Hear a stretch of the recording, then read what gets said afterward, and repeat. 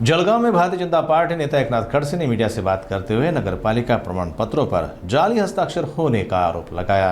उनके अनुसार इन प्रमाण पत्रों में 43 फर्जी नाम पाए गए हैं, जिससे यह संदेह पैदा हो गया है कि कहीं इन प्रमाण पत्रों में बांग्लादेशी नागरिकों के नाम तो नहीं शामिल हो गए हैं। और इस गंभीर मामले को लेकर जांच चल रही है और अधिकारी इसकी तहकीकात में जुटे हुए हैं।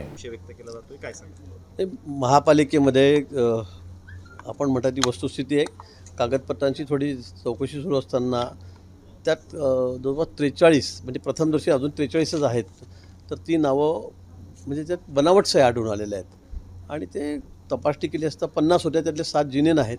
पण तपासणी करताना 43 जी नावं आहेत, 43 जे असे लोक आहेत की ते सगळे बनावट आहेत, त्या सह्यासुद्धा बनावट आहे आणि त्यामुळे मग अशी शंकेला तर कारण झालेलं आहे की खरं बांगलादेशी इथे आलेले आहेत की काय.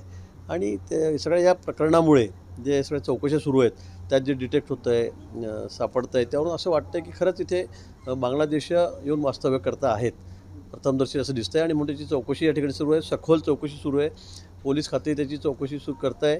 उद्या किरीट सोमय्यासुद्धा याच कामासाठी मला वाटतं मी वाचलात, तर ते सुद्धा याच कामासाठी चौकशी करण्यासाठी किंवा माहिती घेण्यासाठी, चौकशी करण्यापेक्षा माहिती घेण्यासाठी ते या ठिकाणी जळगावला येत आहेत. पोलिसांनी मात्र नकार दिलेला आहे, बांगलादेशशी काही संबंध नाही असं पोलिसांनी. मला वाटतं असं डाऊट आहे. आणि महापालिकेचे जे कागदपत्र ज्यावेळेला तपासले अधिकाऱ्यांनी त्यावेळेला ते सगळ्या बनावट सह्या आहेत. मग या बनावट सह्या कुणाच्या आहेत, कोण लोक आहेत हे, या संदर्भामध्ये अजून चौकशी सुरू आहे.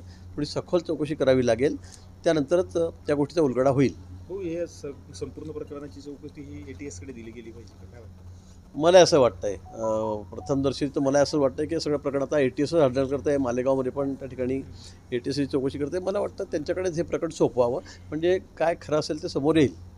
सरकारमध्ये तुम्ही जे निर्णय शेवटी सोपवा म्हणजे आदेश द्यावा, आदेश मी माननीय गृहमंत्री, माननीय मुख्यमंत्री आहेत, त्यांना मी उद्या या संदर्भामध्ये त्यांच्याशी बोलणार आहे, त्यांना भेटणार आहे. उद्या कॅबिनेट आहे, त्यावेळेला निश्चित मी हा विषय घेईल आणि चौकशी SITकडे द्यावी अशी मागणी करेल.